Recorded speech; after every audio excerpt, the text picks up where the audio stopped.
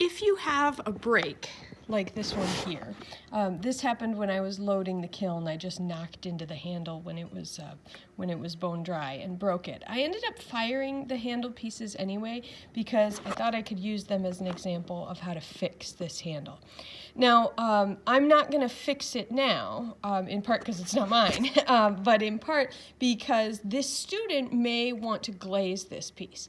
I have a bunch of epoxies here. I have some PC7 and PC11. I also have some 5-minute epoxy.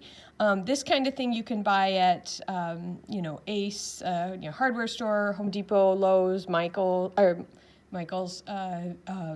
Walmart, stuff like that. These I know you can get at Home Depot, Lowe's. I'm not sure if you can get at the other places. You can also buy them online.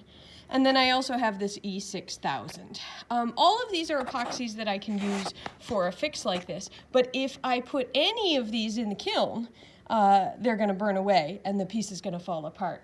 So the first thing I want to do if I want to epoxy this is I want to make sure to fire it first. So if I want to glaze fire this piece, what I'm going to want to do is I'm going to want to make sure that I don't get any glaze on any of the parts that touch. So this triangle shape here, both ends of this, I want to keep free from glaze. I can glaze the sides of it, and if you do this at YVC, I have some tiny stilts that we can use to support this.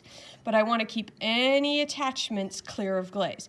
If I put glaze on the edges of, on the fronts, the tops, the broken part, what's going to happen is that glaze is going to add a little bit of thickness, and then this piece won't be able to stick. See how nice of a seal that you can see that it fits just right?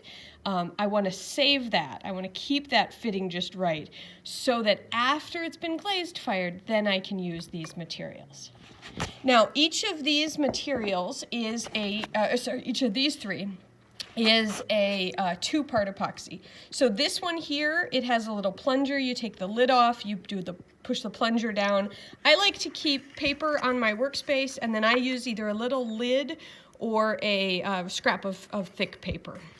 I'm going to squeeze this out, and as I squeeze, 2 sides will come out.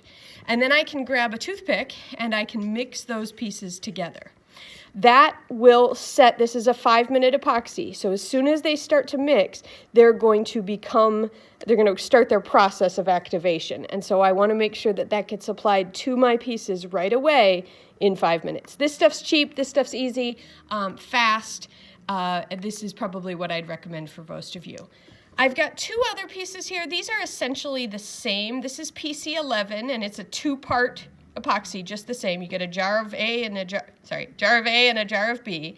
You take equal amounts out. You just scoop them out. I usually like to use a little like popsicle stick.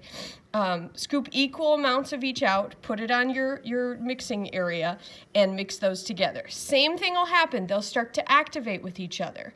And this one sets in 24 hours. So this one's 5 minutes, go quickly. This one you've got plenty of time. So this one's a nice one if you've got big breaks and you need to work on it for a while. I don't think this applies to anybody right now, but just so you're aware.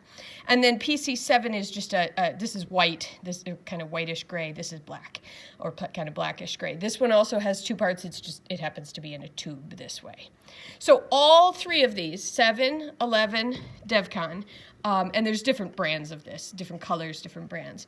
All of these are 2 parts, and they have a set, a certain amount of working time, and then they set. All of these you do after glazing. This one down here is just a 1-part. This is a little bit more like a super glue or something like that.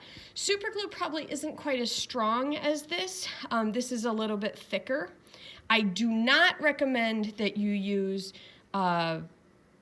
Gorilla Glue. Gorilla Glue expands and kind of squeezes out the sides of your work.